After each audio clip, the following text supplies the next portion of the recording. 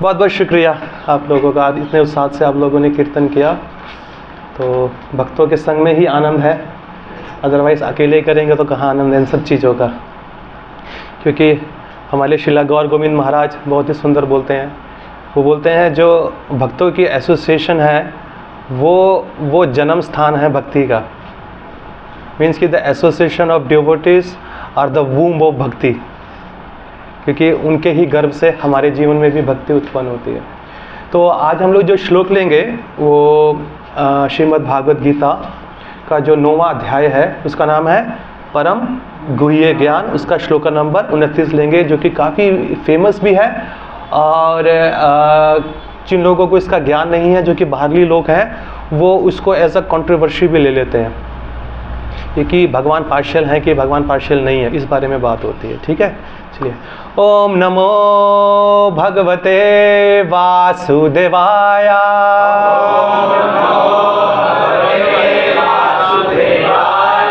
ओम नमो भगवते वासुदेवाय।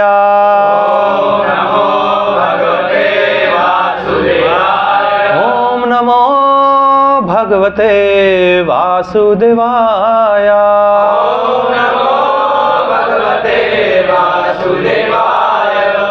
हरे कृष्णा। चलिए, मैं इस श्लोक का उच्चारण करूंगा तो मेरे पीछे आप भी सब जुड़े। सबके पास है ना भागवत गीता? अगर आपके पास नहीं है तो आपने जो साथ वाले हैं उनसे आप श्रेय कर लीजिए। ठीक है, चलिए।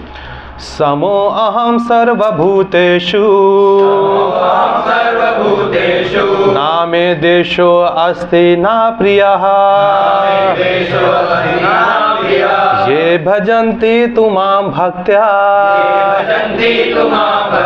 मयि ते तासु चाप्यहम्। समो अहम सर्वभूतेषु ना मे देशो अस्ति ना प्रियः ये भजन्ते तुमां भक्त्या मयि ते तासु चाप्यहम्। शब्दार्थ और अनुवाद और तात्पर्य श्रील प्रभुपाद जी के द्वारा। श्रील प्रभुपाद जी की जय। संभाव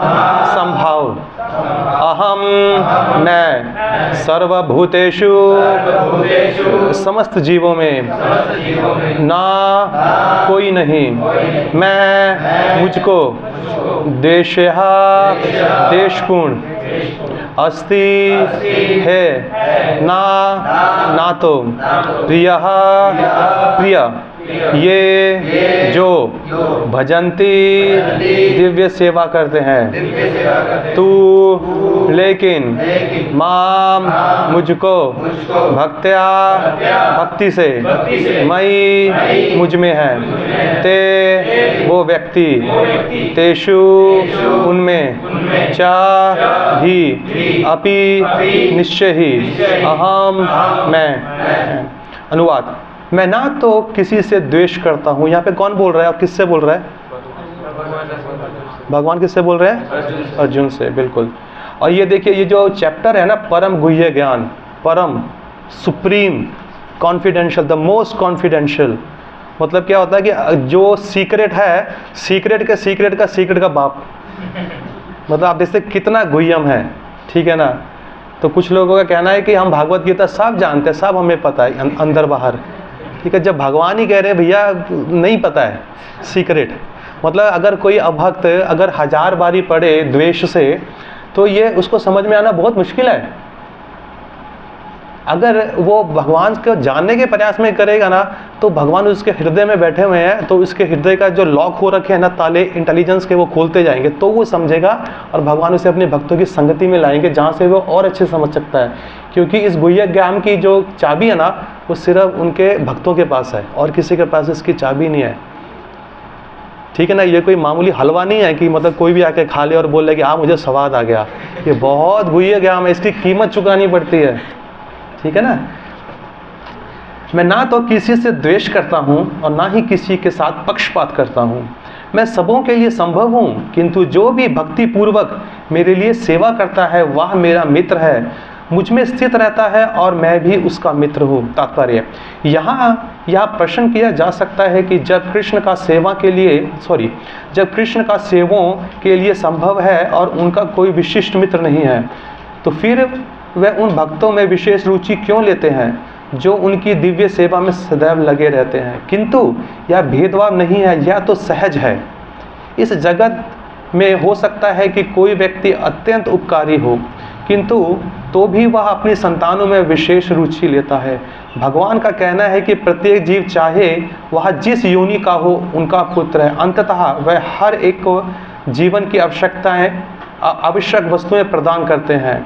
वह उस बादल के सदृश हैं जो सबों के ऊपर जल वृष्टि करता है, चाहे वह वृष्टि चट्टान पर हो या स्थल पर या जल में हो। किंतु भगवान अपने भक्तों का विशेष ध्यान रखते हैं। ऐसे ही भक्तों का यह उल्लेख हुआ है, वह सदैव कृष्ण भावनामृत में रहते हैं, फलतः वे निरंतर कृष्ण में लीन रहते हैं। कृष्ण भावनामृत शब्द ही बताता है कि जो लोग इस भावनामृत में रहते हैं वह सजीव अध्यात्मवादी है और उन्हीं में स्थित हैं। भगवान यह स्पष्ट रूप से कहते हैं, मयि ते, अर्थात वह मुझ में है। फलतः भगवान भी उनमें है। इससे ये यथा माम प्रपद्यन्ते ताम सदैव भजाम्य हम की भी व्याख्या हो जाती है। जो भी मेरी शरण में आता है उसकी मैं उसी प्रकार से रखवाली करता हूँ। यह दिव्य आदान प्रदान भाव विद्यमान रहता है, क्योंकि भक्त तथा भगवान दोनों सचेतन हैं, मीन्स पर्सनल हैं। जब हीरे को सोने की अंगूठी में जड़ दिया जाता है तो वह अत्यंत सुंदर लगता है, इसमें सोने की महिमा बढ़ती है, किंतु साथ ही हीरे की भी महिमा बढ़ जाती है। भगवान तथा जीव निरंतर चमकते रहते हैं, और जब कोई भगवान जीव की सेवा में प्रवृत्त होता है तो वह सोने की भांति दिखता है और भगवान हीरे के समान है। अंततः यह संयोग अति उत्तम होता है। शुद्ध अवस्था में जीव भक्त कहलाता है। कौन सी अवस्था में? शुद्ध अवस्था में परमेश्वर अपने भक्तों के लिए भक्त बन जाते हैं, मतलब भगवान भी अपने भक्तों के भक्त बन जाते हैं उनकी सेवा करने के लिए। यदि भगवान तथा भक्त में आदान प्रदान का भाव ना रहे तो सगुणीवादी दर्शन ही ना रहे। मायावादी दर्शन में परमेश्वर तथा जीव के मध्य ऐसा आदान प्रदान का भाव नहीं मिलता, किंतु सगुणवादी दर्शन में ऐसा होता है। प्रायः यह दृष्टांत दिया जाता है कि भगवान कल्पवृक्ष के समान है और मनुष्य इस वृक्ष से जो भी मांगता है भगवान उसकी पूर्ति करते हैं। किंतु यहाँ पर जो व्याख्या दी गई है वह अधिक पूर्ण है। यहाँ पर भगवान को भक्त का पक्ष लेने वाला कहा गया है। यह भक्त के प्रति भगवान की विशेष कृपा की अभिव्यक्त है। भगवान के आदान प्रदान भाव को कर्म के नियम के अंतर्गत नहीं मानना चाहिए। यह तो उस दिव्य अवस्था से संबंधित रहता है जिससे भगवान तथा उनके भक्त कर्म करते हैं। भगवत भक्ति इस जगत का कार्य नहीं है, यह तो उस अध्यात्म जगत का अंश है जहाँ साक्षात आनंद तथा ज्ञान का प्राधान्य रहता है। ओम ज्ञानातिमिरन्धस्य ज्ञानाञ्जनशलाकया चक्षुरुन्मीलितं येन तस्मै श्री गुरुवे नमः।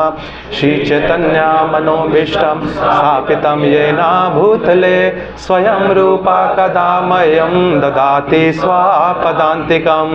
हे कृष्ण करुणा सिंधो दीनबंधो जगतपते गोपीशा गोपिका कांता श्री राधा कांत नमोस्तुते। तप्त कांचना गौरांगी श्री राधे वृंदावनेश्वरी विश्वभानुसुते देवी प्रणमामि हरिप्रिये। नमो विष्णुपदाय कृष्णपृष्ठाय भूतले श्रीमते भक्ति वेदांता स्वामी निति नामिने। नमस्ते सरस्वते देवे गौरवाणी प्रचारिणे निर्विशेषा शून्यवादी पश्चाते देशतारिणे। जय श्री कृष्ण चैतन्य प्रभु नित्यानंदा श्री अद्वैता गदाधर शिवासादि श्री गौर भक्त वृंदा। हरे कृष्णा कृष्णा कृष्णा हरे हरे, हरे राम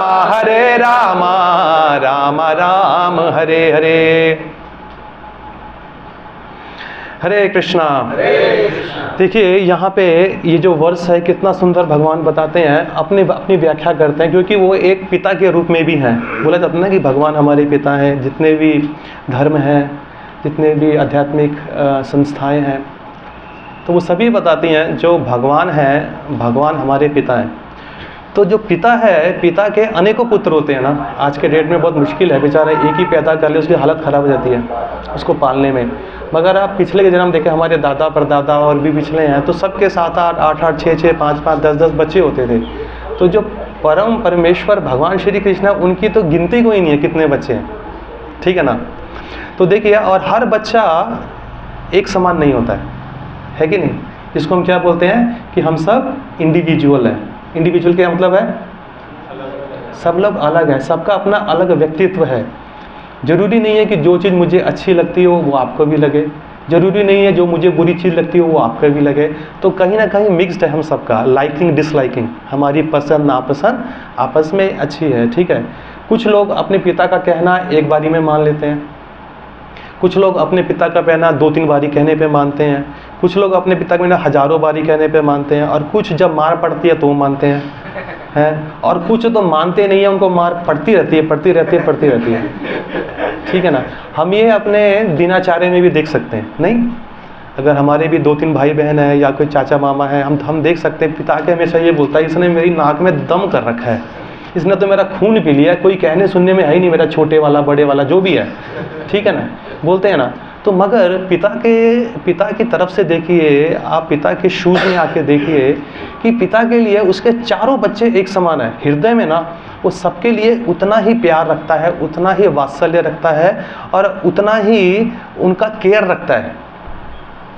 चाहे बेटी उसका एक बच्चा अच्छे से कहना मानता हो, कोई ठीक ठाक मानता हो, कोई बिल्कुल ना मानता हो, वो सबको एक समान खाना देता है, सबको एक समान कपड़ा देता है, सबको एक समान रहने देता है, सबको एक समान एजुकेशन देता है। वो किसी के साथ, अपने सब बच्चों के साथ बिल्कुल भी भेदभाव नहीं करता है, तनिक भी भेदभाव नहीं होता है। कभी अगर आप लोग उसी फैमिली में से हैं, भाग्य से या दुर्भाग्य से, तो ये बात को समझ पाएंगे कि अगर आप उस हटी बच्चे में से हैं जो पिता का कहना नहीं मानता, नहीं पापा मैं वही करूँगा जो मेरा दिल करेगा, तो पिताजी लाखों बार समझा बेटा से मत कर, तेरे करियर के लिए ठीक नहीं है, अभी आपका पढ़ाई का माहौल है, अभी से पढ़ो, जब आपका समय आएगा तो हम आपको बाइक लेके देंगे, स्कूटर लेके देंगे, जो भी। नहीं पापा मुझे अभी चाहिए, है ना। हम लोग थोड़े हटी बन जाते हैं, तो उस हट के कारण पिता का क्या करते हैं, आगे का पालन नहीं करते हैं।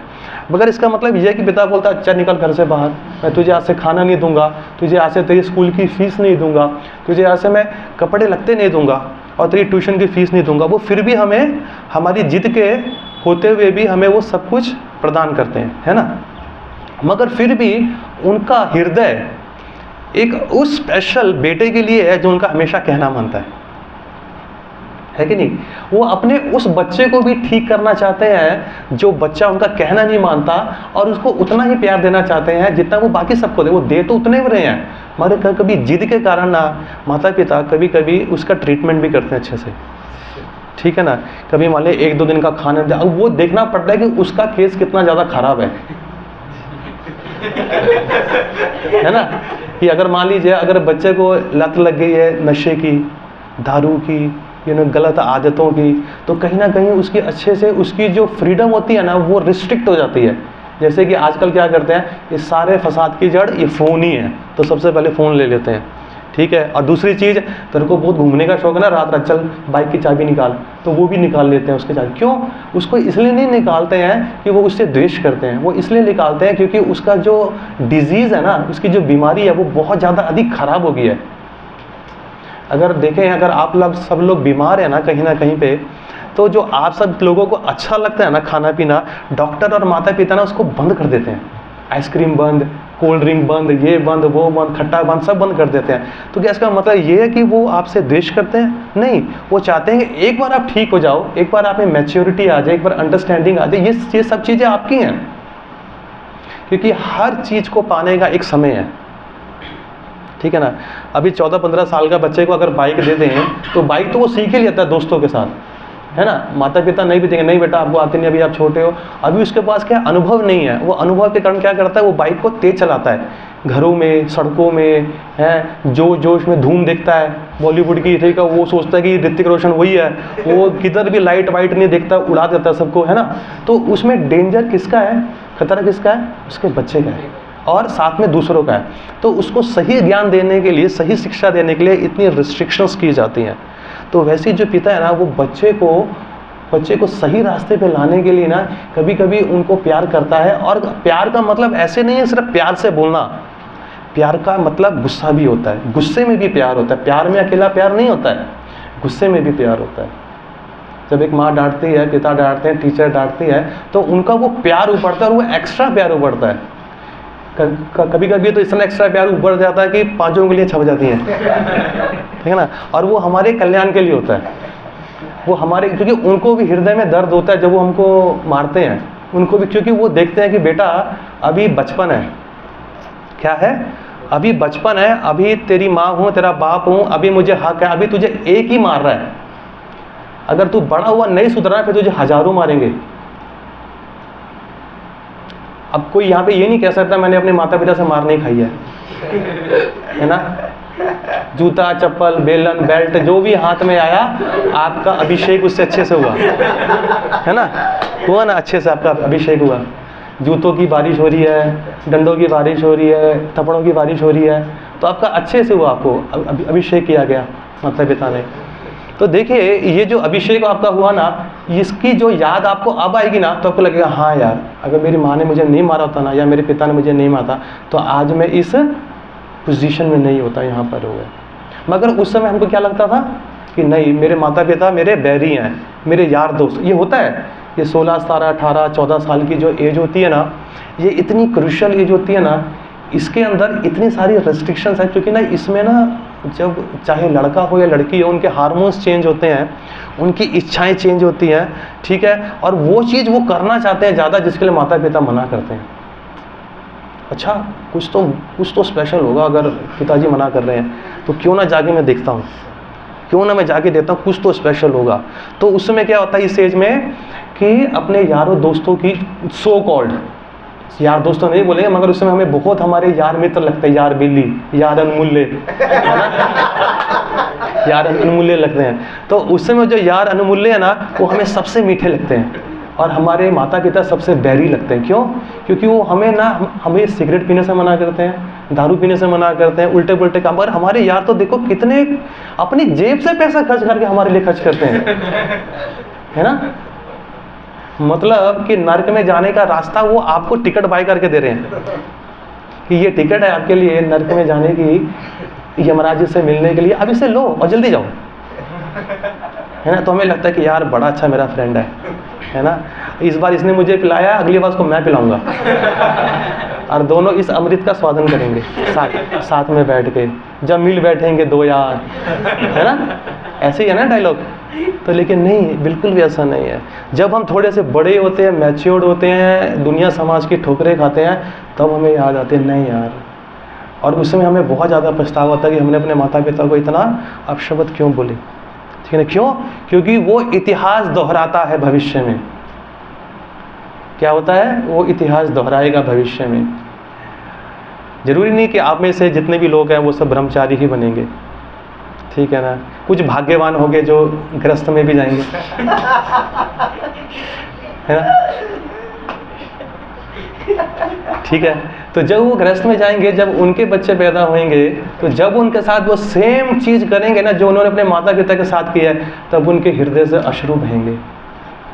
तब उनके लिए, अभी तो हम अपने हृदय से अपने माता पिता को नमन नहीं कर रहे हैं, उनको थैंक्स नहीं बोल रहे हैं, उनके प्रति हमारे अंदर कोई ग्रेटिट्यूड फील नहीं हो रहा है कि वो हमारे लिए कर क्या रहे हैं, ठीक है ना।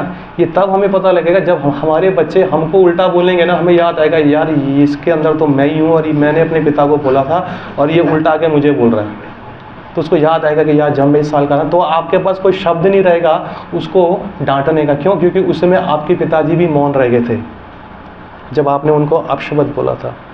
तो मतलब इसका मतलब ये नहीं कि उन्होंने आपसे प्यार करना छोड़ दिया, वो इंतज़ार कर रहे हैं कि ये कब ये बच्चा मैच्योर्ड होएगा और वो मेरे पास आएगा, ठीक है। अब ये चीज़ मैं आपको मैटेरियली इन्फॉर्मेशन से स्पिरिचुअल इन्फॉर्मेशन में लेके जा रहा हूँ। अभी देखिए भगवान यहाँ पे क्या बोल रहे हैं, मैं ना तो किसी से द्वेष करता हूँ और ना ही किसी का पक्षपात करता हूँ, मतलब किसी से भेदभाव करता हूँ, मैं सबों के लिए समान हूँ। कितने सारे जो जो लोग हैं इस भौतिक जगत में, जो कि उस बच्चे की तरह हैं, जैसे मैंने एग्जांपल दिया, जो माँ बाप का कहना नहीं मानते हैं तो कहना कैसे नहीं मानते हैं, उनको यह लगता है कि बाप अपनी जिम्मेदारी पूरी करे सारी, मेरे को छोड़ो ना, मैं तो बच्चा हूँ ना, बाप अपनी जिम्मेदारी पूरी करे, वो अपनी जिम्मेदारी पूरी करने से क्यों चूक रहा है। तो हम उल्टा उन पे डाल देते हैं। देखिए जिम्मेदारी दोनों की है, एक बाप होना क्या है, उसका कर्तव्य क्या है, एक बेटा है उसका कर्तव्य क्या है ना। रेसिप्रोकेशन दोनों तरफ से होता है कि नहीं होता है, खाली एक तरफ से होता है, तो जी दोनों तरफ से होता है ना। तो भगवान क्या कर रहे हैं, और पिता का रेसिप्रोकेशन, चाहे आप उनको प्यार करें ना करें, उनका रेसिप्रोकेशन हमेशा से आपके साथ है। बदकिस्मती ये है, हम उस एप्रिसिएशन को, उस प्यार को देख नहीं पाते और समझ नहीं पाते हैं, हम उसको अप्रिशिएट नहीं करते हैं, वो अप्रिशिएट हमें बाद में होता है। तो ये भगवान है, भगवान हमें इतना अधिक प्यार करते हैं, ऐसा लिखा हुआ है शास्त्रों में कि अगर लाखों करोड़ों अरबों माँओं का प्यार, की माँ का प्यार बताया गया इस भौतिक जगत में सबसे गुह्यम होता है अपने बेटे के लिए। बेटी होती है वो अपने पिता से ज़्यादा क्लोज होती है, जो बेटा होता है वो अपनी माँ से ज़्यादा क्लोज होता है ना। तो बताया गया कि बेटे के लिए उसकी माँ का वो सब कुछ त्याग देती है, सब दुख सह लेती है अपने बेटे को संपूर्ण सुख देने के लिए, है ना। अगर उसको लाखों करोड़ों अरबों जाग अगर माँओं का प्यार जोड़ लिया जाए ना, वो भगवान श्री कृष्ण के इतने से प्यार से भी उसकी तुलना नहीं की जा सकती। अब सोचो वो कितना प्यार करते हैं, अगर हमें उसका भी एप्रिसिएशन नहीं है, हमें अभी उसका ज्ञान नहीं है, उस बात का हमें तनिक भी ज्ञान नहीं है कि देखो ना, हम किसी भी योनि में थे। अब ऐसा नहीं है कि आप सब लोग गंधर्व थे, इंद्रदेव थे, वो सब थे, हम सब कहीं ना किसी कीट मटौके, छिपकली, कुत्ता, बिल्ली, सुअर, सब योनि के अंदर एक बार नहीं अनेकों बार ट्रैवल कर चुके हैं, ठीक है ना, उसका आनंद ले चुके हैं। मगर देखिए, और उस आनंद के अंदर हमारा सबने साथ छोड़ दिया, मगर एक भगवान थे जो हमेशा वो अनंत कालों तक हमारे साथ रहे और कभी हमारा साथ नहीं छोड़ा। कैसे, किस रूप में थे वो? परमात्मा के रूप में। अगर कोई कीड़ा, कोई वॉर्म अगर एक स्टूल में भी है ना, वहाँ पे भी पड़ा है, तो वहाँ पे भी ना लोग उसके पास जाना छोड़ देंगे, मगर वहाँ पे परमात्मा रूप में उस कीड़े के अंदर भगवान अभी भी विराजमान है।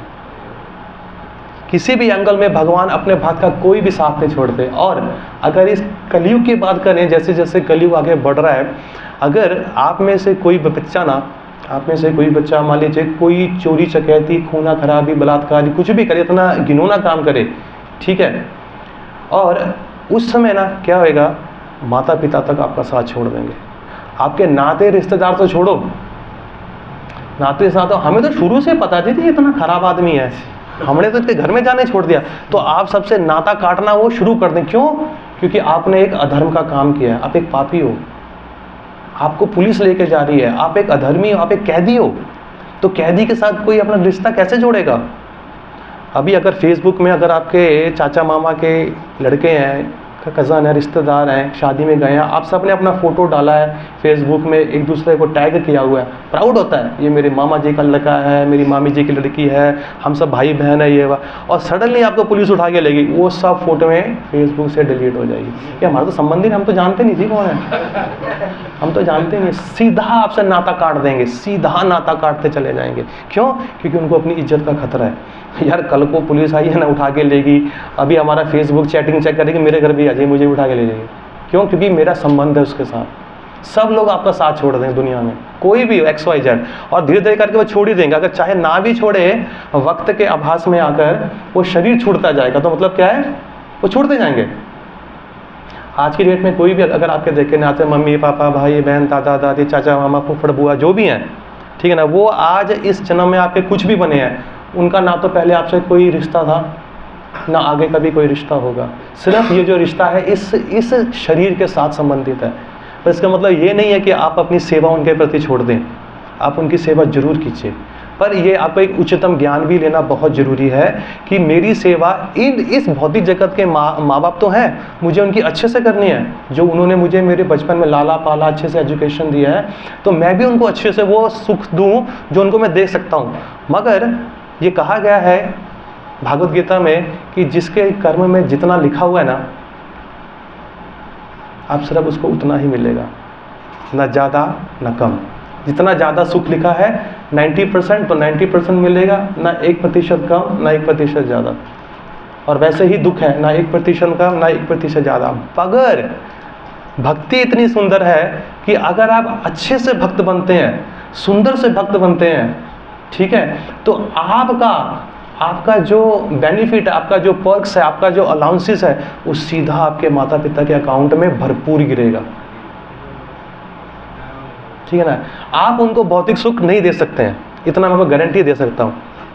जैसे कि अभी आप देखिए, अगर आपके मम्मी पापा हैं, अगर आपके पिताजी सिक हो जाते हैं, ठीक है, उनको 104 डिग्री का टेम्परेचर है, तो बोलेंगे आपकी मम्मी से, हे भाग्यवान, हम दोनों साथ साथ में हैं, सब कुछ साथ साथ में शेयर किया है, तो क्यों ना हम लोग बुखार भी साथ साथ में ले लें, आधा आधा, तू 52 ले ले, मैं भी 52 ले लेता हूँ। पॉसिबल है? जो दुख है आपके पिता का, शरीर में भूख रहे, चाहे उनकी टांग टूट गई है, कुछ इंटरनल बॉडी प्रॉब्लम है, बुखार है, वो उन्हीं को सफरिंग करनी पड़ेगी। ज़्यादा से ज़्यादा क्या करेगी? आप और आपके मम्मी सर पे आके बैठेंगे, पानी देंगे, दवाई देंगे, टेम्परेचर चेक करेंगे, इससे अधिक आप कुछ भी नहीं कर सकते हो। नोटिस किया आपने? अगर आपकी माँ भी आपसे बहुत अधिक प्यार करती है तो बोलती है ना कि मेरे भगवान, मेरे बच्चे का दुख मुझे दे दे, मेरा सुख बच्चे को दे दे। कभी हुआ है ऐसा? ट्रांसफर हुआ ना कभी ऐसा? अगर ऐसा होने लग जाए तो जो आजकल जो डाइवोर्स हो रहे हैं ना, वैसे बोलेंगे कि भगवान, जब हम दोनों साथ में थे तो मैंने बोला था इसका दुख मुझे दे दे, अब मेरा भी दुख दे दे और इसका भी दुख इसी को दे दे। वो ऐसे बोलेंगे। क्यों? क्योंकि अब उससे मुझसे तलाक हो गया। तो बिल्कुल ये बात समझने की होती है कि आपकी जो भी भौतिक ड्यूटी है, अब उसे अच्छे से कीजिए, कोई बुरा नहीं है।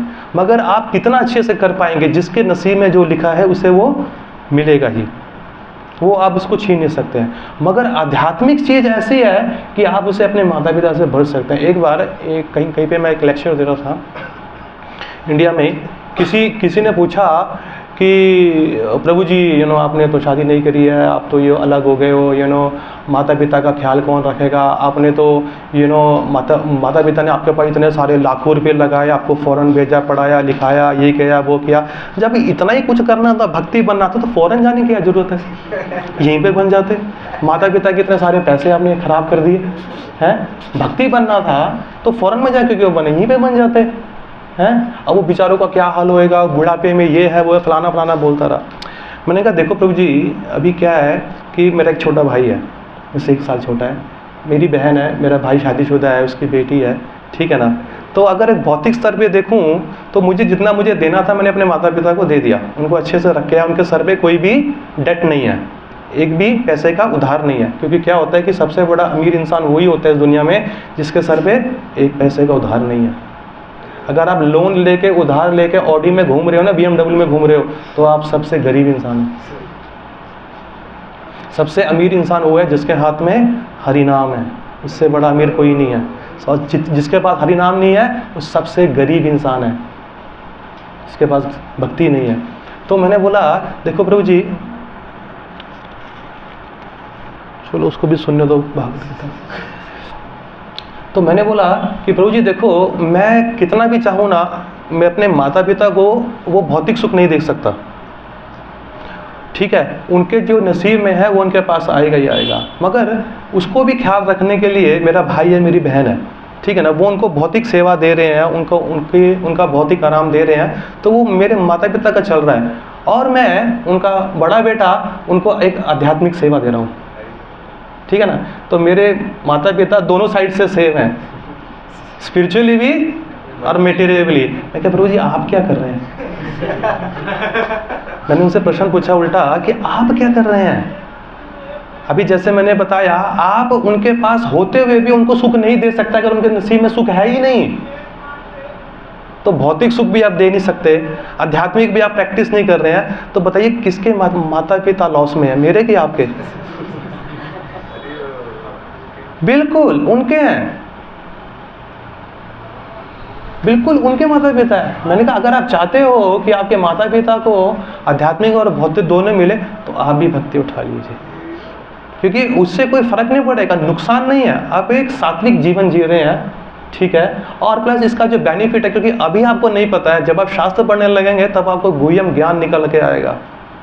तो इस प्रकार से जो भगवान है ना, अभी जो माता पिता हैं अपने बच्चों को देख के उल्टा सुल्टा बोलते हैं कि तुम लोग भक्ति नहीं करते हो, पढ़ाई नहीं करोगे, शादी नहीं करोगे, जो है कुछ है फलाना है।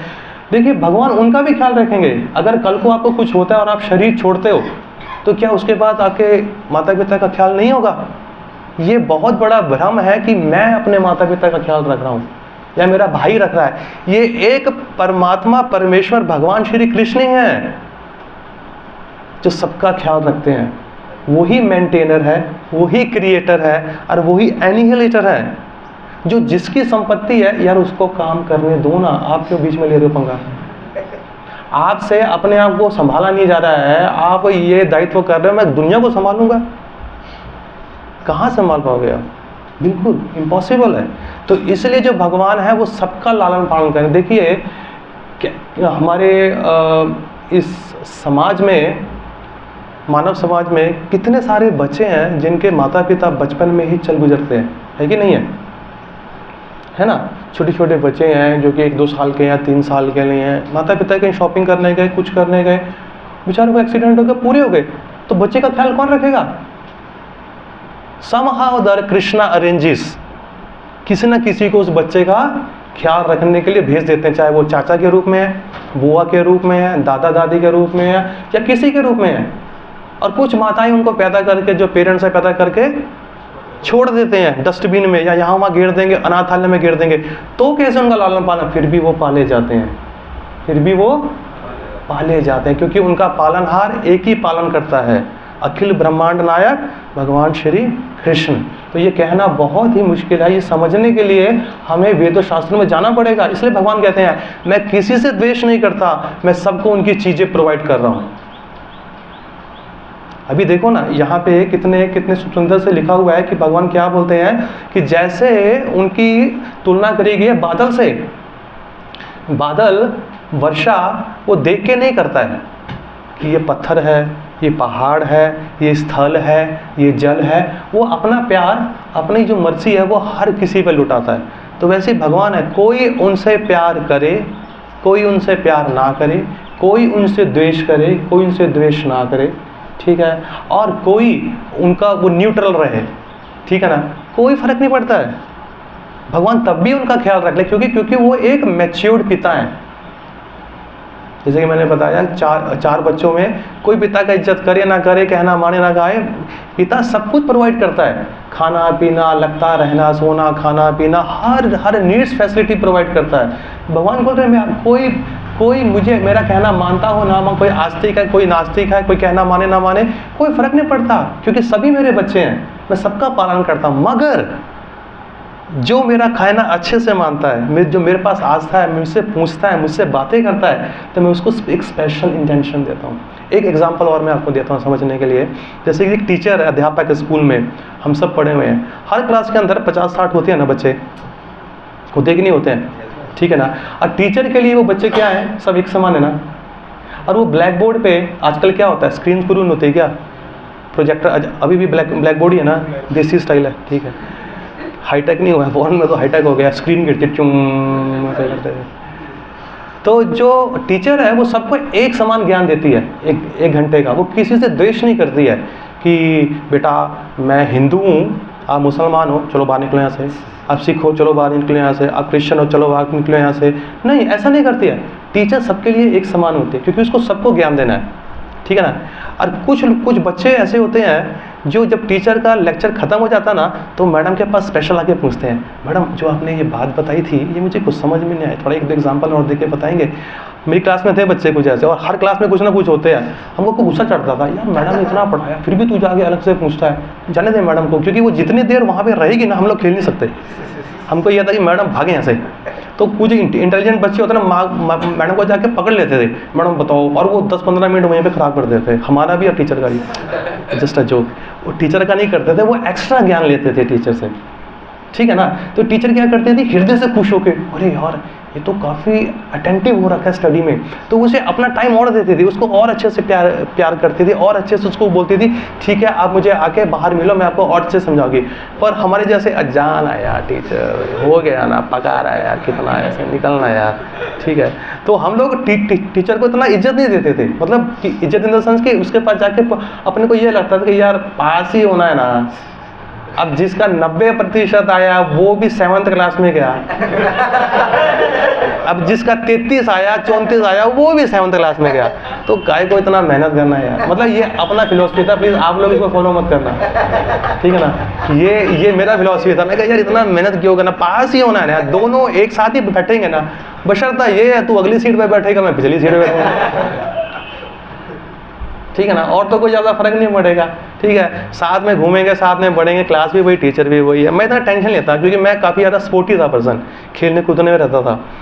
तो अब वो टीचर है, देखो वो क्या कर रही है, वो टीचर कितने सुंदर से बच्चे को अटेंशन दे रही है, पर इसका मतलब ये है कि जो बच्चा उसके पास नहीं आ रहा उससे वो द्वेष करती है? बिल्कुल भी नहीं, वो इक्वल है। पर जब तक आप टीचर के पास आके अप्रोच नहीं करोगे तो टीचर कैसे आपको स्पेशल अटेंशन देगी? तो वैसे ही भगवान है, जब भगवान के पास आके उनको अप्रोच नहीं करोगे तो भगवान आपको स्पेशल अटेंशन कैसे देंगे? पर जिसने भगवान को अप्रोच किया है, भगवान क्या कहते हैं, मैं उनमें हूं वो मेरे में है, मैं उनको स्पेशल ध्यान रखता हूं,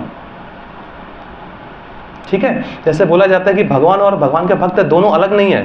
पूरी श्रीमद् भागवतम, पूरी चैतन्य चरितामृता, पूरा वैदिक शास्त्र उठाइए, मैं आपसे ये बोलना चाहूंगा कि भगवान से अधिक इंफॉर्मेशन भगवान के भक्तों की है उसके अंदर। जैसे कि एग्जाम्पल के तौर पे श्रीमद् भागवतम का जो 7वां स्कंद है, प्रहलाद महाराज और हिरण्यकशिपु, देखिए 3, 4, 5, 6 चैप्टर सिर्फ प्रहलाद महाराज पे ही हैं, उनके ग्लोरियस फादर हिरण्यकशिपु, श्रीपाद हिरण्यकशिपु जी, ठीक है जी, उन्होंने कैसे अत्याचार किया देवी देवताओं पे, कैसे उन्होंने अपनी शक्तियां प्राप्त की, ठीक है, कैसे प्रहलाद जी का जन्म हुआ, कैसे प्रहलाद स्कूल में गया, लोग प्रचार करने के लिए गया, इतना कुछ बताया गया, इतना कुछ सहा गया, उसके बावजूद उन्होंने भक्ति बिल्कुल भी नहीं छोड़ी। फिर एंड में आए हमारे नरसिम्हा देव जी, ठा ठू मारा मोरा गायब, 1-2 चैप्टर में ही गायब। प्रहलाद महाराज ने प्रेयर करी अच्छे से, ये किया, वो चला गया। देखिए ना कितने कीमती हैं भगवान अपने भक्त के लिए, और भक्त कितना कीमती अपने भगवान के लिए। तो इस तात्पर्य में उन्होंने क्या बताया गया है, जो भक्त होता है उसको एक सोने के समान बताया गया, एक सोने की अंगूठी के समान, और भगवान को एक नग, उसके ऊपर जो नग होता है ना हीरा, उसके समान बताया गया है। हीरे का भी अपना वैल्यू है, सोने का भी अपना वैल्यू है। जब दोनों साथ में जुड़ जाए तो सोने पे सुहागा हो जाता है। तो दोनों बहुत ही, क्योंकि हीरे के आने से सोने की वैल्यू बढ़ जाती है, ठीक है, और सोने का आने से हीरे की वैल्यू बढ़ जाती है। क्यों? क्योंकि जो हीरा है ना वो उसके ऊपर लगा होता है सोने के लिए, ये तात्पर्य दिया गया है। तो भगवान बोलते हैं मैं तो सबको तैयार हूं भैया, मैं तो सबका हीरा बनने के लिए तैयार हूं, पर आप तो कोयले से सोना बनो। मैं सबका हीरा बनने के, मैं तो ऑलरेडी हीरा हूं यार। बोलती है ना माँ हम सबकी, अरे मेरा लाल, मेरा काला, मेरा पीला, मेरा नीला, बोलती है ना माँ, अरे मेरा हीरा, से बोलती है ना, वो हीरा नहीं है, कोयला है। जब तक भगवान का भक्ति नहीं करेगा वो कोयला ही है। तो जो कोयला जब तक वो कोयला सोना नहीं बनेगा तो जो हीरा है, हीरा उस पर आके कैसे बैठेगा? अब बताइए, अगर हीरे को एक लोहे के अंगूठी में डाल दें कैसा लगेगा? है, तांबे की अंगूठी में डाल दें तो कैसा लगेगा? बेकार लगेगा यार। और जब सोने में डाला जाए चमकेंगे, दोनों चमकेंगे। तो इसलिए जब तक अगर आप भगवान को अपने जीवन में लेके आते हैं तो आप भी चमकना शुरू कर देते हो। कैसे? जब आप ये धोती कुर्ता पहन के बाहर निकलते हो, देखते हैं ना लोग, तो हरे कृष्णा वाले हैं यार, वो अलग से हरे कृष्णा बोल बैठते हैं भीड़ में। कभी अगर आप jeans T shirt skin tight पहन के निकलो, कोई बोलते हो अरे यार ये गुच्ची वाला आदमी आया, पेपे जीन्स वाला आदमी आया, नहीं, कोई आम आदमी पार्टी, आम आदमी पार्टी का आदमी है, ठीक है। हमें आम आदमी नहीं बनना है, हमें स्पेशल आदमी बनना है। हमें स्पेशल आदमी बनना। क्यों? क्योंकि प्रभुपाद जी बोलते हैं आप इस प्रकार से अपनी भक्ति करो, इस प्रकार से आप भक्त बनो कि जैसे ही लोग आपको देखे और बोल बैठे हरे कृष्णा कृष्णा कृष्णा हरे हरे, हरे राम राम राम हरे हरे। तो इस श्लोक से हमें ये ज्ञान लिया कि जो भगवान है वो किसी से भेदभाव नहीं करते, किसी से ईर्ष्या नहीं करते, वो सबके समान है, सबको प्यार करते हैं, सबको वो सब सुविधा प्राप्त देते हैं कि जो उनको चाहे उनको भी देते हैं, जो ना चाहे उनको भी देते हैं। तो ये ज्ञान है, ये हमने सीखा और ये आगे जाके अगर आपके लोग और भी मिले प्लीज़ उनके साथ भी बांटिए। तो इसी के साथ अगर किसी भक्त का कोई प्रश्न है तो मैं प्रयास करूँगा उसका उत्तर देने का।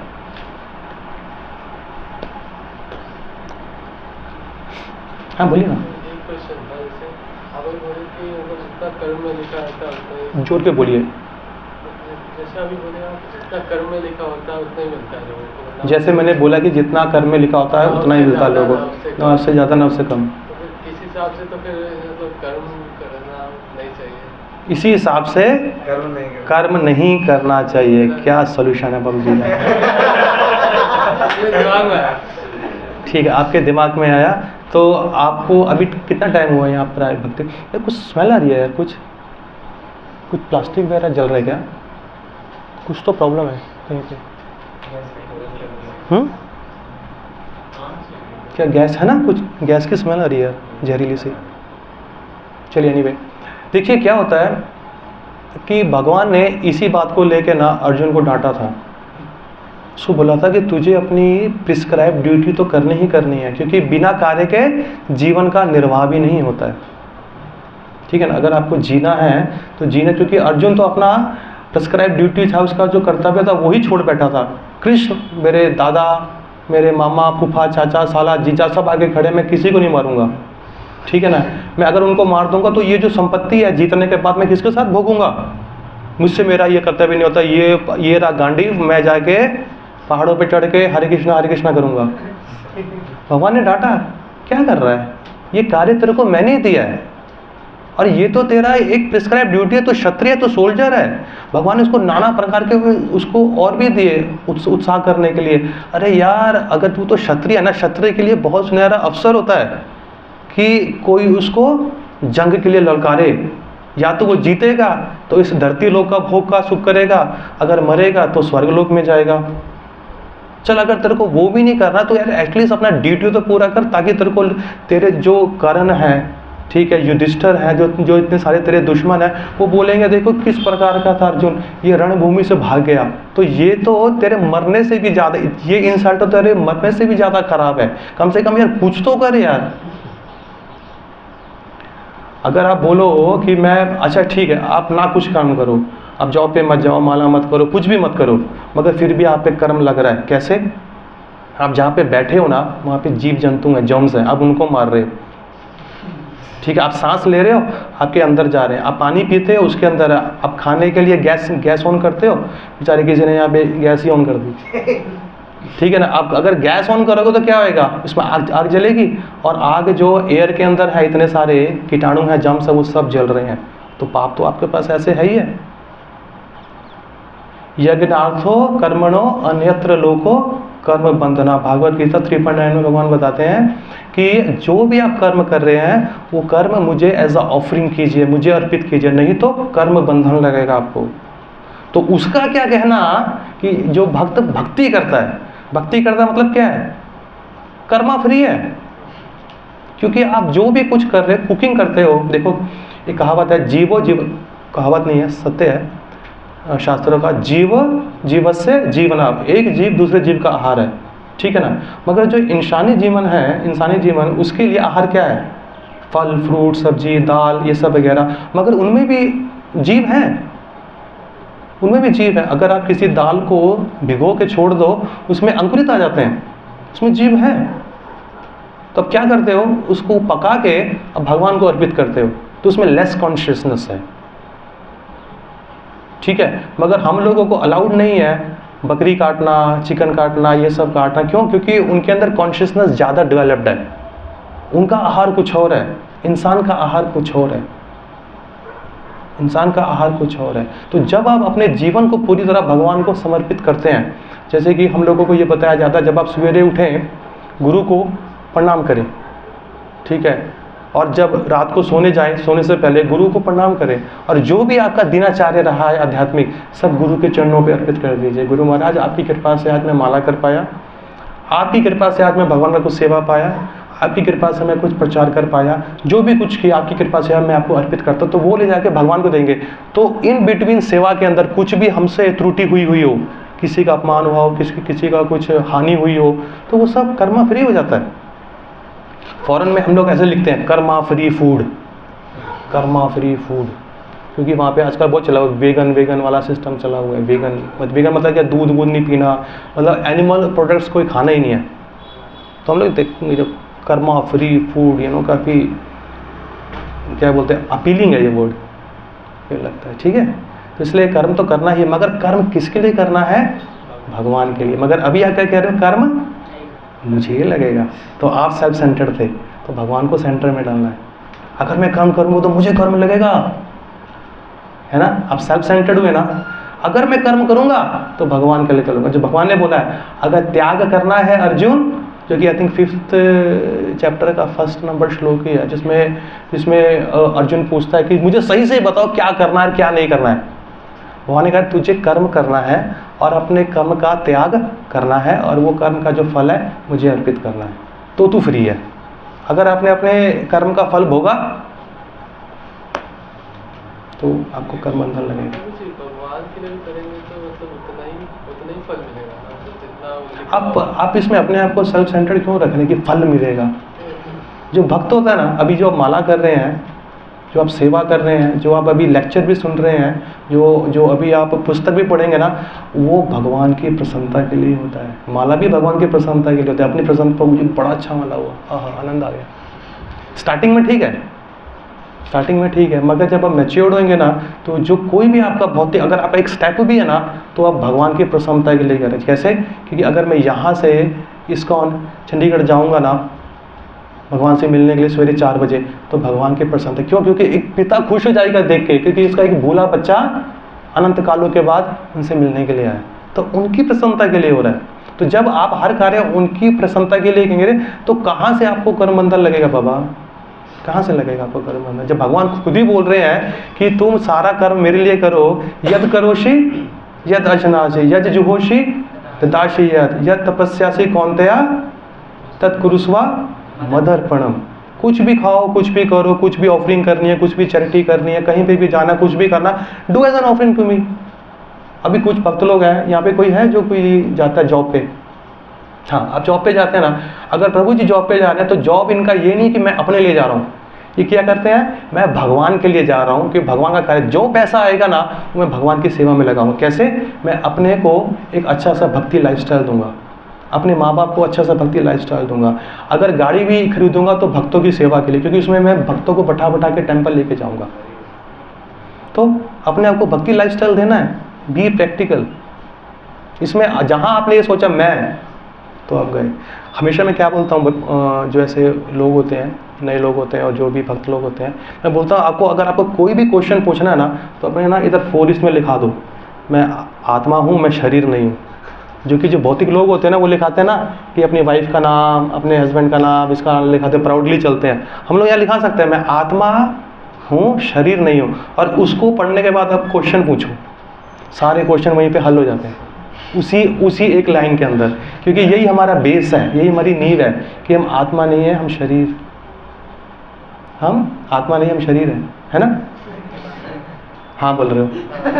अरे हम आत्मा है, हम शरीर नहीं है।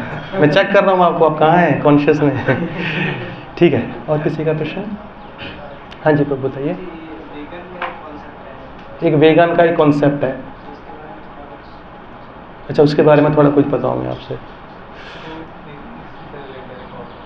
इसी से रिलेटेड है, बताइए। मतलब एक यूट्यूब चैनल था, तो वो ऐसे जानवरों को बचाने का काम करता था, कुत्ते के जानवर को बचाते हैं ना, तो वो इस्कॉन की एक महिला को लेके आए थे, माता जी थे, कोई फॉरेन के थे, तो वो ऐसे बोले थे कि अभी लोग तैयार नहीं है उसके लिए, वीगन छोड़ने के लिए, इसलिए हम लोग अभी वेगन छोड़ने के लिए, हाँ सॉरी वीगन बनने के लिए, हाँ वीगन बनने, मतलब वो कह रही थी कि अगर आप इस्कॉन अहिंसा को सपोर्ट करता है तो उसे वीगनिज्म भी सपोर्ट करना चाहिए। तो हाँ। माता जी कह रही थी कि अभी मंदिर में जो प्रसाद बनता है तो लोगों को आदत है कि उन्हें मिल्क से रिलेटेड कुछ प्रसादम खाने की। हाँ, तो हाँ। इसलिए हम लोग देते नहीं। तो हाँ। अगर लोग तैयार होंगे तो हम लोग वो भी करेंगे। देखिए प्रभु जी, इसके ना बहुत सारे ओपिनियंस हैं इस वेगन को लेके।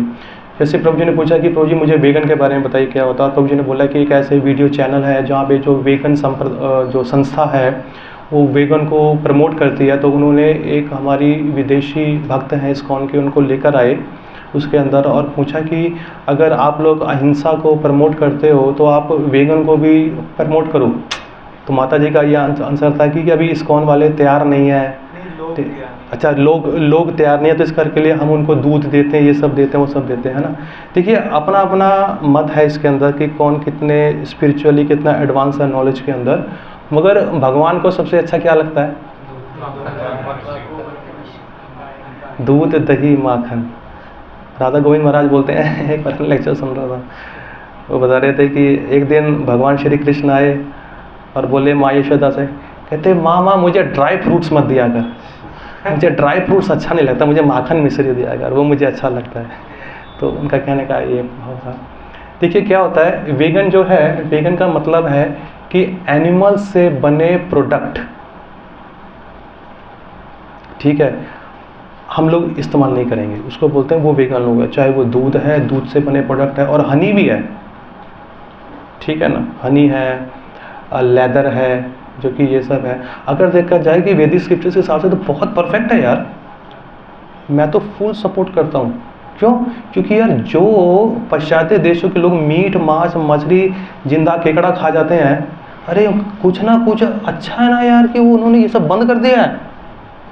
प्रभुपाद जी बोलते हैं अगर इंसान अगर मीट खाता रहेगा ना तो उसका भक्ति उठाना बहुत मुश्किल है। एटलीस्ट वो मीट खाना बंद कर दे यार, क्योंकि उसके अंदर क्या ना, मीट खाने से दया चली जाती है। क्योंकि जहाँ डिमांड है ना वहाँ सप्लाई रहेगी। तो जब डिमांड ही बंद हो जाएगी तो लोग जो हैं पीछे के लोग हैं, फैक्ट्रियाँ बंद हो जाएंगी, स्लॉटर हाउसेस बंद हो जाएंगे, ठीक है ना। तो कहीं ना कहीं मैं इसको सपोर्ट भी करता हूँ, क्योंकि ये जो वेगन वाले हैं ये कहीं ना कहीं, मगर ये सब देखने वाले कितने असली के वेगन हैं। मेरे को अच्छी तरह पता है कि हम लोग एक बार मेलबर्न में हरिनाम कर रहे थे, तो वहाँ पे एक टेबल था वेगन करने का, ठीक है। और वहाँ पे वॉलंटियर्स थे, खूबसूरत से 2 छरहरी सी माता जी थी, 2-3 तीनों हैंडसम प्रभु जी थे, मतलब गोरियाँ, वो सब बता रहे थे, फ्लायर दे रहे थे, और ये देखो। और एक थी माता जी, उन्होंने अपने गर्दन में लगाई हुई थी LCD। तो LCD के अंदर वो फिल्म शो कर रही थी कि स्लॉटर हाउसेस की मूवी थी कि कैसे लैम्ब है उसका गर्दन काटा जा रहा है, चिकन है उसका गर्दन काटा जा रहा है, जो कि सही है। तो वो तो वैदिक शास्त्र में बोलते हैं कि दूसरे जीव पे अत्याचार क्यों कर रहे हो यार तुम, उनको जीने दो, उनको जीने। जैसे आपके मम्मी पापा हैं, भाई बहन हैं, उनके भी हैं। जैसे वो हर शाम को आपका इंतजार करते हैं कि भैया मेरा बेटा मेरे घर आएगा, मेरे साथ बैठ के खाना खाएगा, उनके भी करते हैं। ऐसा नहीं है कि खाली हम, क्योंकि जब आपके आंसू बहते हैं उनके भी बहते हैं, भूख आपको लगती है उनको भी लगती है, नींद आपको आती है उनको भी लगती है, ठीक है ना। काटो तो खून आपके भी गिरता है तो उनके भी गिरता है। तो क्यों ऐसा होता है? तो कहीं ना कहीं वो एक अच्छा काम कर रहे हैं। मगर जब मैंने देखा वो लंच ब्रेक में वो माता रानी एक वहाँ से बाहर निकली, KFC गई और वहाँ से चिकन बर्गर लेकर आई। क्यों? क्योंकि वो पेड थी, उसको खड़ा किया हुआ था पैसे देगा कि तू 5-6 घंटा पीछे खड़ी रहे, लोगों को फ्लायर पे वेगन के बारे में बता। और उसको खुद ही कॉन्सेप्ट क्लियर नहीं है कि वेगन क्या है, वो अंदर जाके चिकन रैप खा रही है। तो यहाँ गले में तख्ती लगा के बोलती है कि उसको ना करो, और वहाँ जाके चिकन रैप खा रही है। नहीं, अगर जो अच्छे से फॉलो करते हैं वो तो अच्छी बात है, ठीक है ना। मगर देखिए जो कि वैदिक स्क्रिप्चर है, इसमें क्या है कि जो दूध है, अगर मान लीजिए वो औरत भी है, अगर औरत के स्तन में, अगर वो अभी प्रेग्नेंट हुई है, बेबी आया है उसका, तो उसके स्तन में ऑलरेडी दूध आता है, ठीक है ना। तो ये कहा गया है कि अगर उसका बेबी दूध नहीं पीता है ना, मान लीजिए कुछ होते हैं बच्चे वो दूध नहीं पीते अपनी माँ का बचपन से, तो जो दूध माँ के स्तन के अंदर है ना अभी, तो उसके लिए जहर है वो, अगर वो बाहर नहीं आता है। तो डॉक्टर क्या सलाह देते हैं कि टाइम टू टाइम उसे बाहर निकालो और फेंको, क्योंकि जो जितना अधिक, क्योंकि और दूध अंदर तैयार हो रहा है, तो जितना अधिक दूध अंदर रहेगा स्तन में, उस माँ के लिए ब्रेस्ट कैंसर का और भी नाना प्रकार के प्रॉब्लम्स की जड़ है वो, तो उसको बाहर निकाल के फेंको। तो वैसे जो दूध है जो कि गाय देती है, गाय है, उसका जो बच्चा है यार, बछड़ा है, कितना पी लेगा? कितना पी लेगा बाबू जी? बताओ जरा मुझे। आधा litre, 1 litre, 1.5 litre, 2 litre, 3 litre P लेगा। मगर जो गाय देती है वो 11-12 लीटर, 15 लीटर, 10 लीटर दूध देती है। बाकी का दूध क्या करें? अगर वो दूध उसके स्तन में रहा तो उसके लिए वो जहर है, उसे कहीं ना कहीं उसे बाहर वहाँ से निकालना ही है। तो बोलेंगे अरे यार आपने तो बछड़े का पी लिया। हाँ, जो लोग बछड़े को ना दे के ऐसे करते हैं वो अहिंसा में आता है, माँ के प्रति भी, गाय के प्रति भी, बच्चे के प्रति। पर बच्चे को दो उसका फूड, उसका देने के बाद जो रह जाता है वो ह्यूमन के लिए। इसलिए तो बोला जाता है कि गाय हमारी माँ है। अभी हम सब है, अपनी माँ का दूध हमने पिया है 5 साल की उम्र तक, 6 साल की उम्र तक, 8 साल की उम्र तक ज़्यादा से ज़्यादा, और उसके बाद गाय का दूध पिया है। जब एक 8 साल तक जिस माँ ने दूध पिलाया हम उसके इतने कर्जदाई हैं, और बाकी के 80 साल जिस माँ ने दूध पिलाया उसका कोई इज्जत नहीं है। सुनना चाहिए ना। तो वी शुड सपोर्ट काऊ कि भैया काऊ हमारी माता है, ऐसे है वो, क्योंकि हमें वो बाकी के 80 साल तक हमें दूध पिलाती है वो, ठीक है ना। और दूसरी बात, जो फल हैं, जो सब्जियां हैं, ये सब है, देखिए ये ह्यूमन को देने के लिए ही है। अगर ये आपको फल नहीं देंगे, ये आपको सब्जियां नहीं देंगे, आप क्या करोगे? अरे बीफ ही तो खाओगे, चिकन ही तो खाओगे। तो जो नेचर है वो आपको बोल रहे भैया आप इसको खाओ, उसको छोड़ो। पर हम इसको भी नहीं खा रहे हैं, दूसरे का सामान खा रहे हैं। तो इसलिए जो नेचर है ना वो आज की डेट में इम्बैलेंस है। क्योंकि शिला प्रभुपाद जी अपने नेक्टर ऑफ इंस्ट्रक्शन के आई थिंक पहले और दूसरे अध्याय में जो श्लोका नंबर है उसमें बताते हैं कि अगर एक चावल की बोरी पड़ी हुई है, चिड़िया आएगी, खाएगी और उड़ जाएगी, मगर मनुष्य आएगा, खाएगा और बोरी लेके भाग जाएगा। तो मतलब क्या है कि एक्सेसिव, ओवर एंडेवरिंग, कलेक्टिंग, अत्याहारा हो रहा है, ओवर कलेक्टिंग। अभी भी है, कल के लिए रख लेता हूँ, परसों के लिए रख लेता हूँ, अगले महीने के लिए रख लेता हूँ। जब आप उसको स्टोरेज करोगे, जो बाकी के जो लोग वहाँ पे भूखे मर रहे उनका क्या? ये अत्याहार है, ये सरासर स्क्रिप्चर के अगेंस्ट है, ठीक है। तो उसका एक यूटिलाइजेशन है। जो भी हम लोग दूध आता है, ये सब आता है, क्योंकि हनी है। हनी एक्चुअली पता है आपको क्या होता है, कैसे बनता है तैयार, कैसे बनता है? ये मधुमक्खी की उल्टी है, वॉमिट।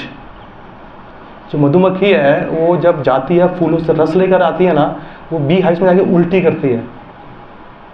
आप पियोगे उल्टी किसी का, उल्टी आ जाएगी, मगर हम पी रहे हैं मधुमक्खी का।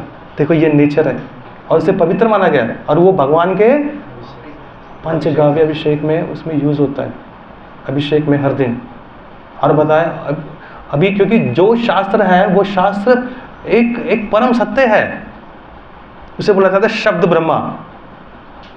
शास्त्रों पर जाता है शब्द ब्रह्मा। तो शब्द ब्रह्मा है, वो परम ब्रह्मा के बारे में इंफॉर्मेशन दे रहा है, भगवान श्री कृष्ण के बारे में। तो गलत नहीं हो सकता। यूरिन है गाय का, कितना बताया गया, शास्त्र कह के चिल्ला के थक गया। पर मॉडर्न साइंस थी, पहले क्या बोलती थी, नहीं ऐसा है, वैसा है, फलाना है, अरे हो तुम लोग तो गाय का मूत्र पी रहे हो, ऐसा ऐसा, हंसते थे। अरे भैया वो अमृत के समान है, वो कितनी डिजीज को दूर करता है। और जब साइंस ने उसको साइंटिफिकली लेबोरेटरी में प्रूव किया तो बोला हाँ भाई आप सही बोल रहे हैं। अरे हम तो फिर भी गाय माता का पी रहे हैं, आप लोग पता नहीं कहाँ से क्या पी रहे हो। अरे हम तो फिर भी बोनाफाइड है यार। सोचने वाली बात है, सोचने वाली बात है। That's how it is. Answered? हाँ जी। तो जैसे गौशाला वगैरह में गाय से दूध निकाले, फिर वो गायों को तो ऐसे जो दूध नहीं दे सकते फिर उनको खुला छोड़ देते हैं, तो रोड पे कहाँ पे छोड़ देते हैं?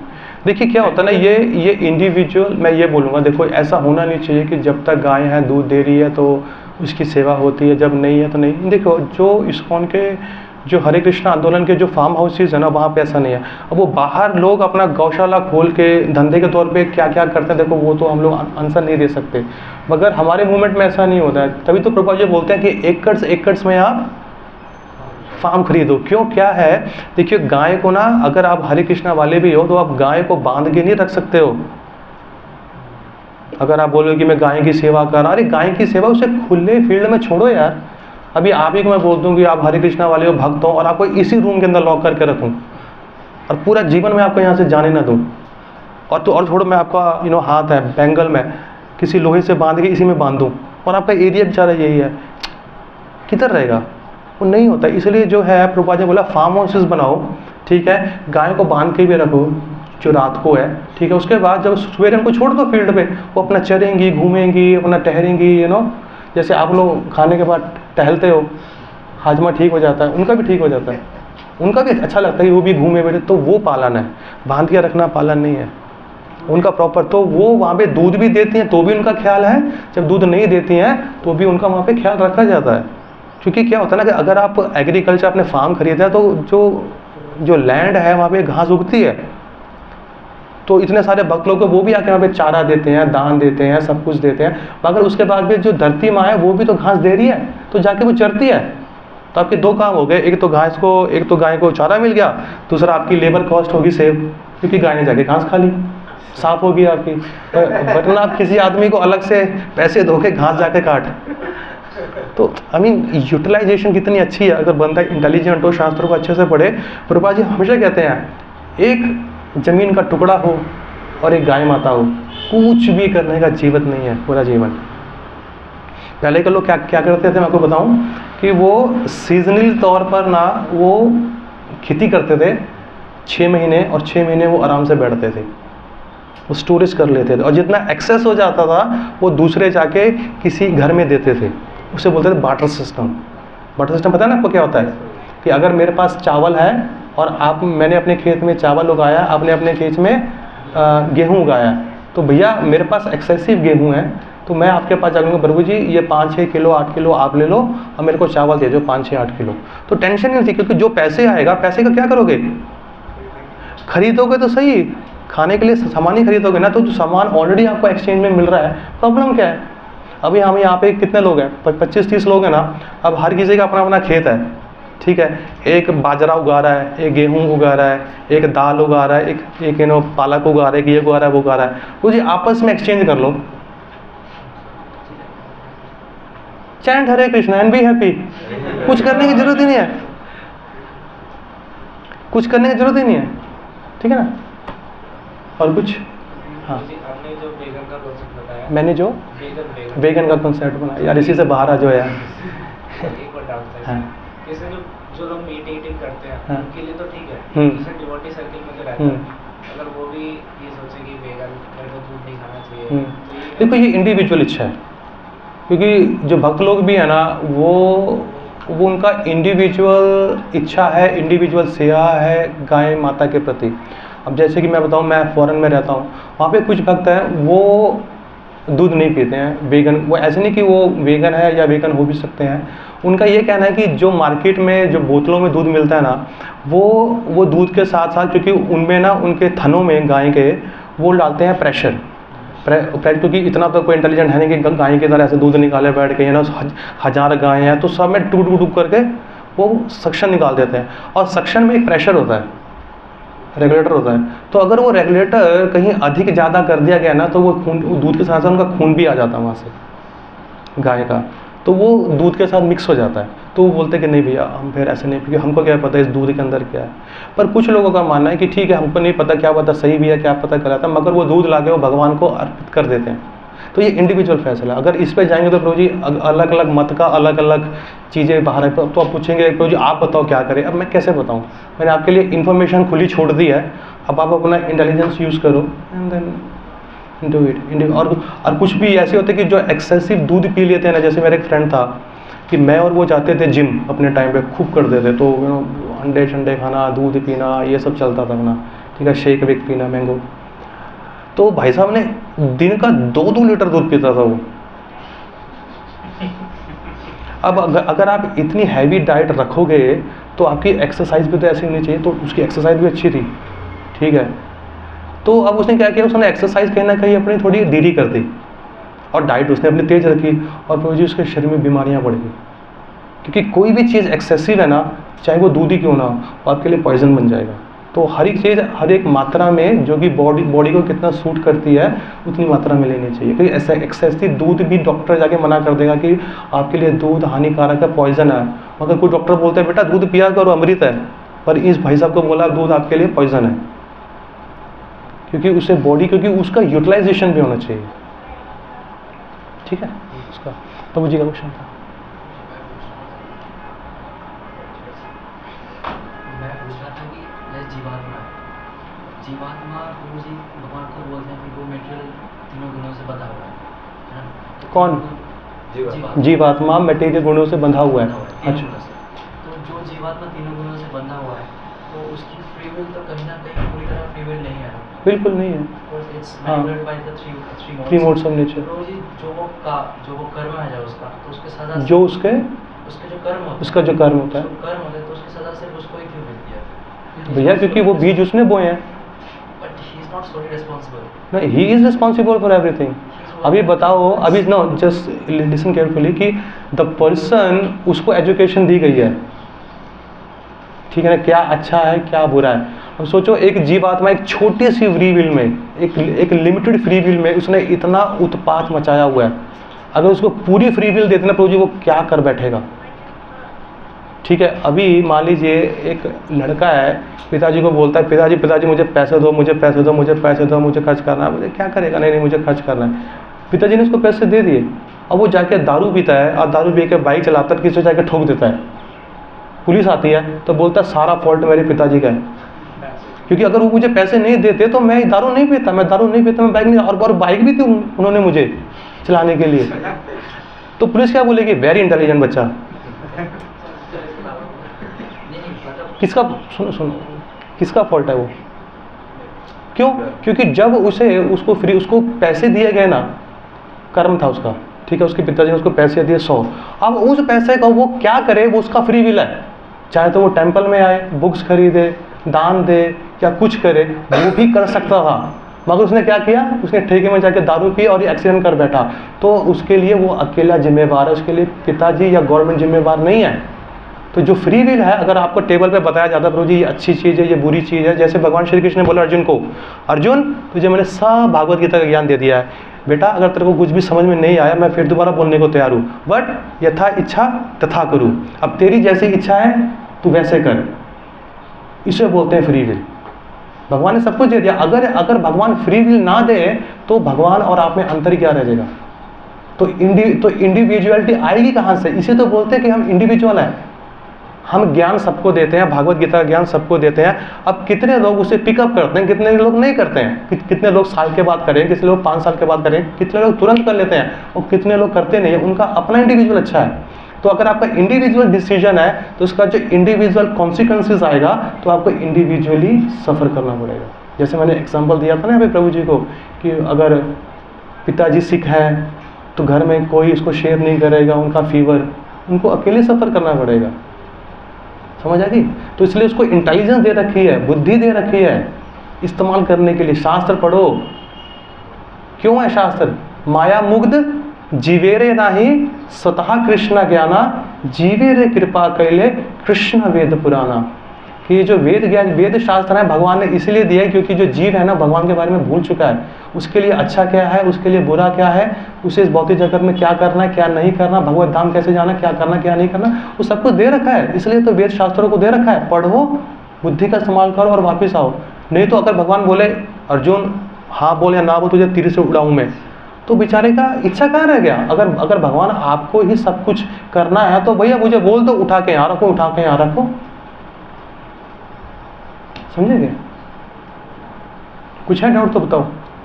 भगवान गीता में बोलते हैं कि मैं मेमोरी देता हूँ। हाँ, मैं मेमोरी ले लेता हूँ। हाँ, तो इसके बाद जब कोई वूम से बाहर निकलता है, हाँ, तो उसकी स्थिति तो प्रभु जी नहीं है ना, he doesn't know anything। हाँ, तो उस स्थिति में how can he be held responsible? तो ignorance में है ना, बच्चा ignorance में है, so can he be held fully responsible for his actions? बिल्कुल, डेफिनेटली। देखिए क्या होता है कि अभी जैसे मैं हूँ, ठीक है, मैं इंडिया में हूँ और जब मैं इंडिया में था मैं यहाँ से निकल के ऑस्ट्रेलिया में गया, क्योंकि आपको पता है कि वहाँ के रूल्स रेगुलेशंस जो हैं, ट्रैफिक रूल्स हैं, जो भी है ऑपरेशन है, चाहे बैंक का है, बस स्टैंड का है, ट्रेन का है, सब कुछ अलग अलग है। ठीक है, अब मैं वहाँ पे गया, अब वहाँ के जाके मैंने टिकट नहीं खरीदी, मेरे को पता ही नहीं था कैसे लेना, ऑनलाइन लेना, क्या करना। मैं वहाँ पे जाके चढ़ गया, इंस्पेक्टर आया, उसने मुझे फ़ाइन दिया। क्या मैं उसको बोल सकता हूँ कि सॉरी मैं इग्नोरेंट में था, सॉरी मुझे पता नहीं था, है मैं यहाँ पे पहली बार ही आया हूँ, आप मुझे ज्ञान दो? बोलेगा भाई साहब मैंने आपको इनविटेशन दिया था क्या यहाँ आने का, हैं आपसे मैंने हाथ पैर जोड़े थे क्या कि आप आओ यहाँ पे ऑस्ट्रेलिया में, ये आपका इच्छा था ना आने का।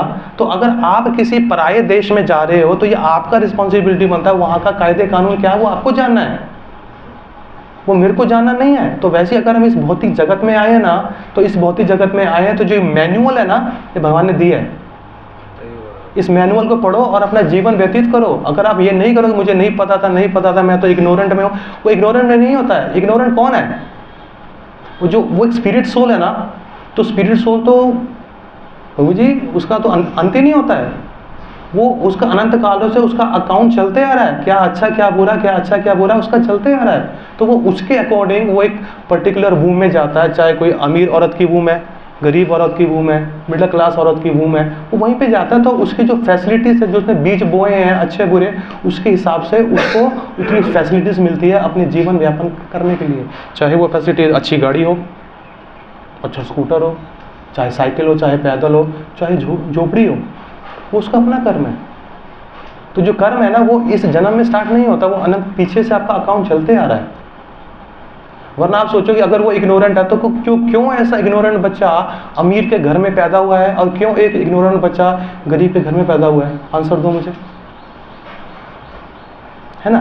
तो इसके पीछे एक सटल साइंस है, जो वैदिक ज्ञान है वो यही बताता है। जो ये जो कर्म का जो अकाउंट है ना, जो ये बैंक जो बैलेंस है पीछे चल रहा है, ये इस जन्म से नहीं शुरू हुआ है, ये अनंत कालों से चलते आ रहा है।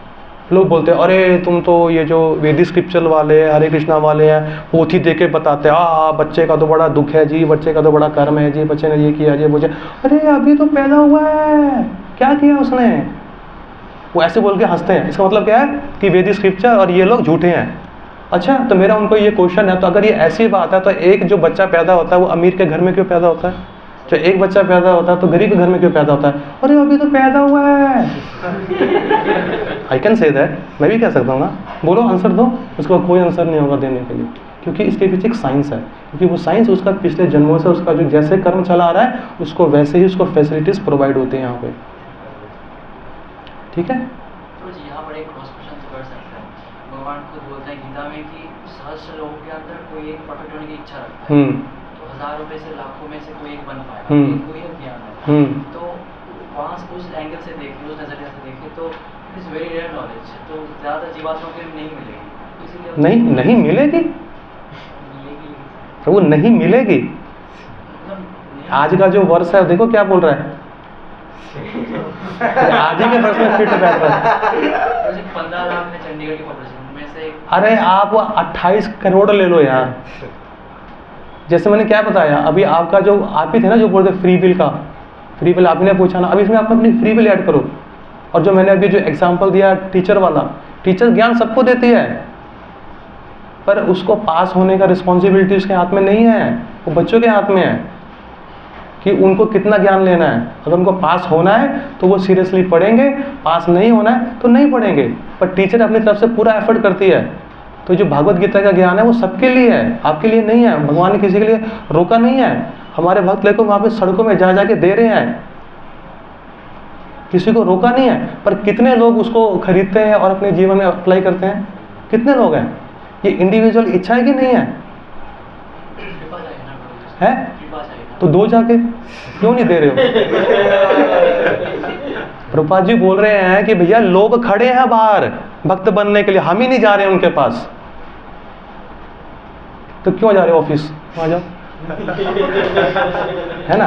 तो इसलिए क्या होता है कि हमें ये सोचना चाहिए कि भगवान हमें सब कुछ दे रहे हैं, हम ही उसका अच्छे से यूटिलाइजेशन नहीं कर रहे हैं। तो ये हमारी इंडिविजुअल इच्छा है, भगवान की नहीं है। भगवान तो दे रहे हैं यार सबको। आपको क्या नहीं दिया बताओ मुझे? आपको संग दिया, हरि नाम दिया, किताबें दी, प्रसादम दिया, डीटीज दिए, टेम्पल दिया, अच्छा रहना, अच्छी सेहत, सब कुछ दिया। तो क्यों उस लाखों में बन रहे हो जो लाखों में से एक बनता है, एक में से एक बनता है, एक में से बनता है? बनो ना सा महात्मा सुधर लवा, बनो ना वो महात्मा, एक बनो ना उनमें से। आप क्यों नहीं बनते हो? आप दूसरे को क्यों देख रहे हो कि वो उसका ऐसा है, उसका ऐसा? आप खुद बनो। आप खुद लोगों के सामने अपने आप को प्रस्तुत करो, ये मैं हूँ प्रभुपाद जी का नौकर, ये ऐसे उनका सिंसियर फॉलोअर, बनो ऐसे। अब दूसरों को मत देखो वो नहीं करता, वो नहीं करता, अरे उसका जीवन है, वो ना करे, आपको क्या करना है? 4 रोटी खाया उसका इच्छा है, 2 खाया उसका इच्छा, आपके पेट में क्यों दर्द हो रहा है? आप अपना देखो कि मैं तरक्की क्यों नहीं कर रहा हूँ और मेरे को मेरी तरक्की में किन किन लोगों का संग चाहिए। तो आप अपने आप को डेवलप करो, दुनिया को छोड़ो, दुनिया के लिए वो है, आप अपने आप को डेवलप करो, ठीक है। और क्रॉस क्वेश्चन अभी ठीक है, अभी मेरे से बहुत टाइम हो गया, आप लोगों को कोई प्रसाद लेना। अच्छा एक क्वेश्चन है, बताइए। आपने बोला कर्म जितना मिलना होगा वो लिखा होगा, उतना ही मिलेगा। ये भागवत गीता बोलती है, भागवतम बोलती है, भागवतम की भगवद गीता दोनों। भगवद गीता कौन से श्लोक में जानना चाह रहा हूं? हाँ मैं आपको दे दूंगा, इसके अंदर ऐसे मेरे टॉप ऑफ द माइंड याद नहीं है कि कैसे में है, कि क्योंकि ऐसे श्लोका में नहीं है, प्रभुपाद जी ने अपने परपोर्ट के अंदर किया है मेंशन, श्लोका में नहीं है।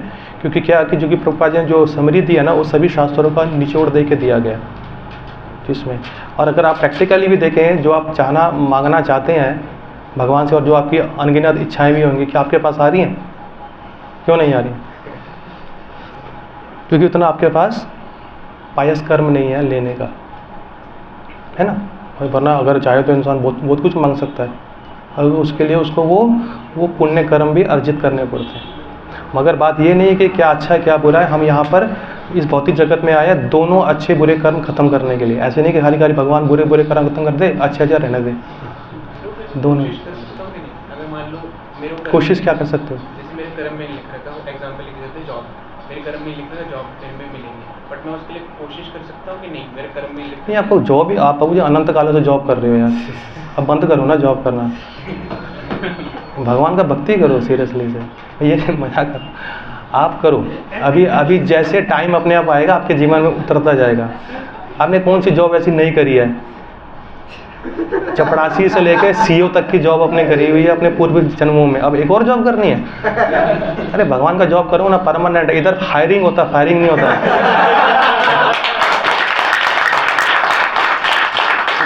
इधर लोग अपने आप को ही फायर कर देते हैं, मैं ही छोड़ के जा रहा हूँ, मुझे नहीं पता। इधर सिर्फ हायरिंग होती है, इधर फायरिंग नहीं होती है, ठीक है।